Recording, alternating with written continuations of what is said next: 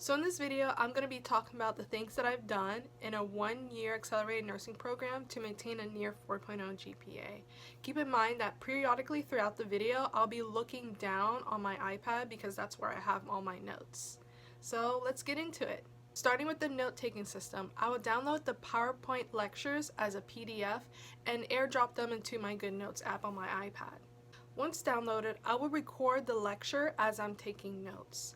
Goodnotes has a feature where you can record what's happening around you as you're taking your notes, so I take advantage of that. While taking notes, I'm more focused on trying to understand the material that I'm looking at. So what I do is that during a lecture, I'll try to stay engaged and ask for clarification about certain topics that the professor might talk about that I might not fully understand. I also write down the timestamps for each slide that we come across to as the professor is talking and as I'm recording. That way, when I have the time to go back and look through the lectures, I can just go straight to that specific slide and I don't have to waste time going through the entire lecture. After lecture and once I'm done recording, I take breaks throughout the day. I try not to look at the material until once I go home. Now, I do this because nearly every class we have in our accelerated nursing program is about 3 hours. So as you can imagine, it can build up with a lot of information. So I just really want to take the time in between classes and after classes to just give myself a break and either read a book, scroll on social media, or talk to friends. After the break, I will go back into the recording where I have certain timestamps and go back and try and review those concepts. I will put a star next to those concepts that I still don't understand so that I can come back to it. Now, depending on how much time I have, if I have more extra time, I usually like to go through the entire PowerPoint at 1.5 or 2x speed, but again, it just depends on how much time I have. I would then create a list of questions covering specific concepts that I just still don't fully understand and email them to my professors. And in the meantime, as I'm waiting for hearing back from my professors, that's when I move on to the next step. Now, the next step is implementing some process where you have active recall, and the system I use that is Quizlet. I previously used Quizlet in the past with my high school and undergraduate classes at college. Now, when it comes to nursing school, I knew there was going to be a whole lot of new information just thrown at me in the beginning. And in order to quickly retain that information, I decided to use Quizlet and stick with it. I also wanted a resource where I can quiz myself on new basic topics as they came up during school. So that's why I decided to stick with Quizlet. So basically, I look at my notes and the information on PowerPoint and basically make flashcards out of them. Now, this is normally the longest step in my studying process just because I like to make my flashcards very detailed. I'm still working on a way to speed up the flashcard making process. That way, the information that I come across is concise and straightforward. It helps with getting every single bit of information, but it does take some time to do. Now, occasionally I do use the AI feature that they have on Quizlet where they kind of automate your flashcards. You basically have to upload a PDF of all the notes or a Word document of your notes and it can automate some flashcards for you. But the reason why I don't really like it is because I still think it's a work in progress, and when I look at the results, it's not the way that I want it to be, so I end up wasting more time trying to fix what the AI has done. So I basically like making my flashcards from scratch. Anyway, while making my flashcards, in the meantime, I may get responses from my professors via email about the questions I have over certain topics.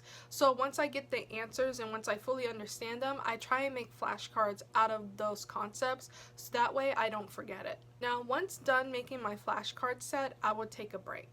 Now, typically, depending on the lecture, it can take me from about an hour to a half or even more to create a flashcard set. And again, that just depends on the length of the lectures itself, how many slides are in the PowerPoint. Because on average, most of our slides per lecture are about, I want to say, 45 to 60 or 70 slides, but I've seen them go up to 100. So in those cases where it goes even more than 100 slides, I'm usually making almost 200 cards plus in a deck. So it can be a lot. This is why this step is still a work in progress. I do need to spend less time making these flashcards because it is time consuming. However, because I rely on this for active recall and it's done a great service for me to do well in all my classes, I still keep doing it. Now, once the Quizlet cards are done, this is where I often stop in my studying process, because once I'm done making those cards, because it takes a lot of time, by the time I'm done, it might be so close to the exam time that I only have enough time to just review those cards. When revising or reviewing the sets, I like to use the test and the learn feature about 2 to 3 times to go through an entire deck of cards. I really like using these two methods of studying because they help me with the active recall and really committing the things that I'm looking through and reviewing into memory. Once I'm done reviewing these flashcard decks a couple of times, it's usually time to take the exam. Now, ideally, when I do have more time before an exam, I would use that extra time to look for practice questions. Practice questions are so beneficial in my studying method when I do have the time, because they help take the information that you're learning from active recall and you take it and you're basically applying it to questions so that you're not thinking just one-dimensionally, you're thinking different ways of how you can process that material. Now, usually for practice questions, I like looking into ATI or looking at the school textbook. ATI is basically like an NCLEX test prep company that our school uses to help us prepare for the NCLEX, and they have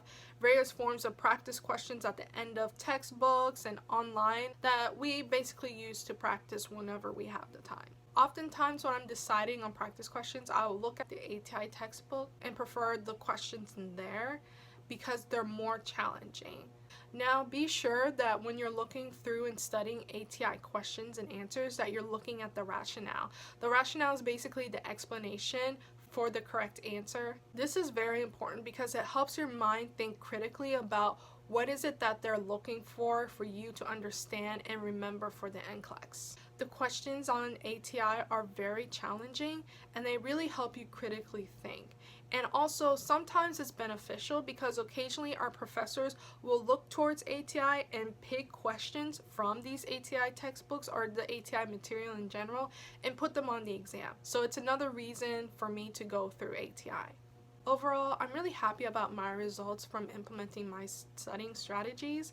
And I think this is because that I feel like it's not only helped with memory retention, but also my application skills when taking exams. Even though some of the questions we get on exams ask us to recall the information, a lot of other questions that we get on exams basically ask us to apply and analyze the material in order to come up with the correct answer. For example, they may give you a scenario where you're presented with a patient that's an infant that presents with certain symptoms. If it's just a basic recall question, they would ask you to identify what disease or disorder that patient has based on those symptoms. Another question can go even further and ask you to pick the correct answer choice, explaining to the patient, or in this case, because it's an infant, the patient's parents, about why you're going to take specific interventions.